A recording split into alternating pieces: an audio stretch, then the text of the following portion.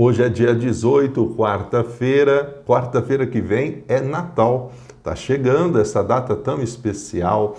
O texto de hoje está em Provérbios, capítulo 3, 27. Aqui no canal do YouTube, na aba Shorts, todos os dias nós temos o provérbio do dia. Todos os dias, lá para as 9 horas da manhã, você está recebendo o versículo do provérbio do dia. Não é o provérbio do dia, porque está em Provérbios 3, mas a gente vai olhar para o livro de Provérbios nesse nosso devocional de hoje aqui no Esperança Diária.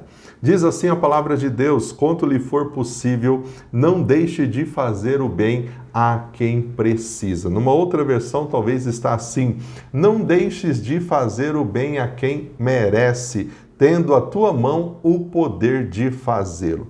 Esse versículo nos convida a uma prática constante e intencional de fazer o bem ao próximo.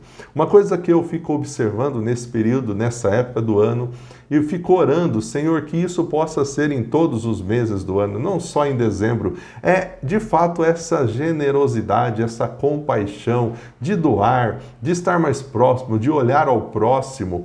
Que bom seria se isso existisse em todos os meses do ano. Portanto, o que significa nesse texto fazer o bem? Está falando aqui de atos de bondade.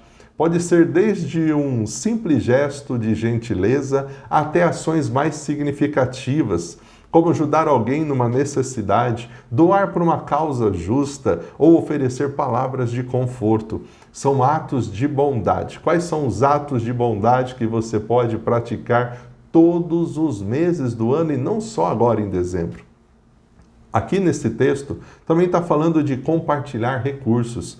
E quando se fala de recursos, não é só recursos financeiros, seja o teu tempo, seja os seus talentos, seja os seus bens materiais. O ato de compartilhar com quem precisa é expressão genuína do nosso amor ao próximo.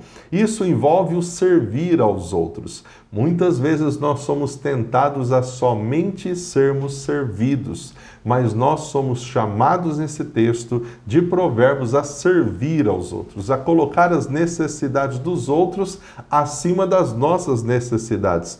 E esse é um dos maiores atos de serviço que nós podemos realizar. Quem merece a nossa bondade? Talvez se você olhar assim, você começar a fazer algumas anotações sobre quem é que merece os seus atos de bondade, você vai ser muito seletivo, porque você vai separar algumas pessoas falando, essa daqui não merece meus atos de bondade. Eu quero lembrar você de um outro texto da Bíblia que fala para a gente amar os nossos inimigos, orar por quem nos persegue, e quero dizer para você que todas as pessoas, elas merecem os nossos atos de bondade. Não são somente aquelas que são boas para você. Aquelas que te perseguem, aquelas que também te provocam, aquelas que mentem contra você também merecem os nossos atos de bondade. Todos merecem. A verdade é que todos nós, em algum momento das nossas vidas, vamos precisar de ajuda. Ao estender a mão para o próximo, estamos reconhecendo a nossa interdependência e a necessidade que nós temos de cuidar uns dos outros.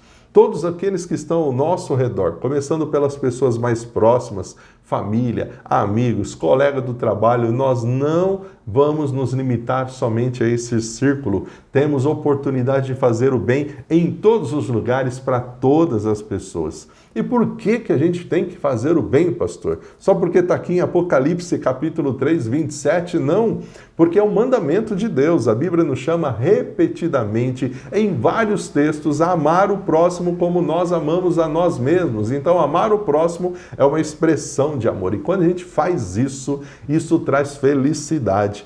Atos de bondade. Quando a gente coloca em prática atos de bondade, libera em nós, sabe o quê? As endorfinas em nosso cérebro, proporcionando a nós a sensação de bem-estar e de felicidade. Quem ganha fazendo bem para o outro somos nós mesmos. Inspira outros também. Quando outras pessoas verem você fazendo atos de bondade, elas vão ser inspiradas a imitar o seu comportamento, a fazer igual.